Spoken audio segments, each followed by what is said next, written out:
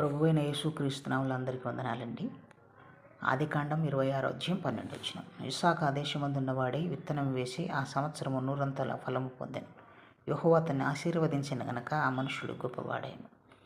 గెరారు దేశంలో కరువు రాగా ఇస్సాకు అభివృద్ధిని మనం చూస్తున్నాం. ఇస్సాకు అనగానే విధేయతకు గుర్తుగా కనిపిస్తున్నాడు. దేవుడు విధేయులను దీవిస్తాడు, అహంకారులను అణచివేస్తాడని వాక్యం తెలియజేస్తుంది.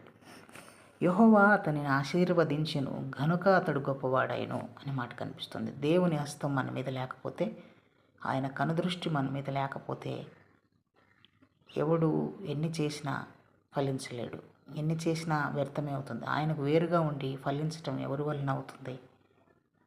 దేవుని సహాయం లేకపోతే ఫలించలేం. కాబట్టి ఎఫెసీ 1:3 ఆత్మ సంబంధమైన ప్రతి ఆశీర్వాదము దేవుడు మనల్ని అనుగ్రహించెను. క్రీస్తులో మనమందరము దీవించబడిన వారమే.